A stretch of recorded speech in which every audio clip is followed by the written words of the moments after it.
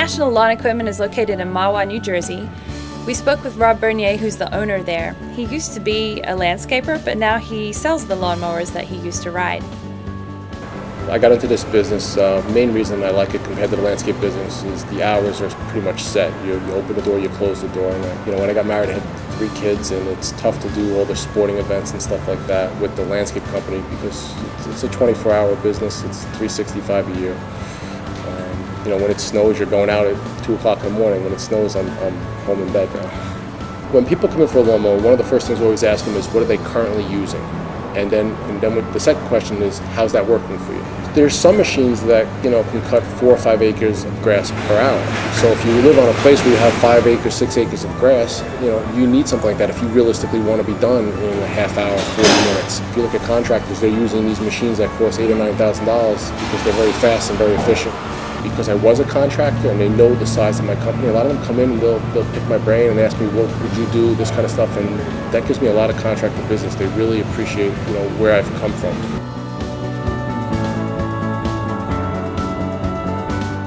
If you have incentives as far as hitting numbers, and maybe it's a gift card that month, or it's a dinner, or in general, it's not just the money. It's just like it becomes a game, and the more of the game it is, the more people get into it, and the better it seems to be. Always have a goal and who wants to do better than the other, and if you have good people, which I do, it seems like things just always kind of get better and better. Everybody's very competitive. Competitive environment's very good.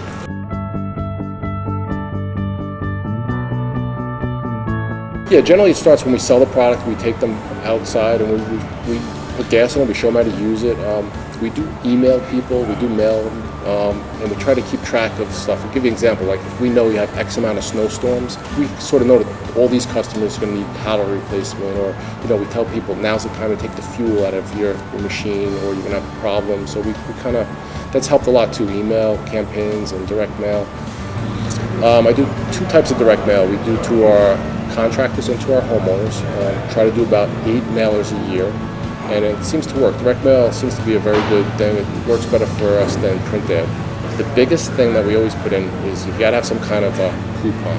You got to have some kind of reason to come into the store. And then if there's no reason, it's really just a waste of time. We find that you give a coupon, people hold on to coupons, they bring them in. Magic number to me has always been 20% off. For whatever reason, it brings people in. When you do 10% off, you don't get a big results. When you just start doing 20%, it seems like it really gets people in the door.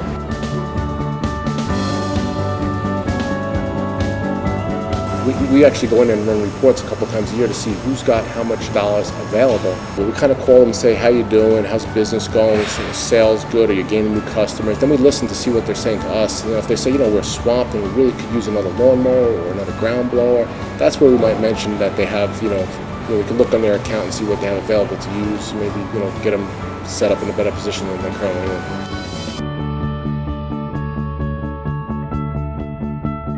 I like the fact that when we do customer approvals, that it's pretty much instantaneous. You're not sitting around waiting 10 or 15 minutes, especially on a Saturday when you've got 4 or 5 credit apps going at a time. It's really on the spot, continue with the sale, finish that customer, and you move on to the next customer. It's not like you have to come back to them because you're waiting for an approval.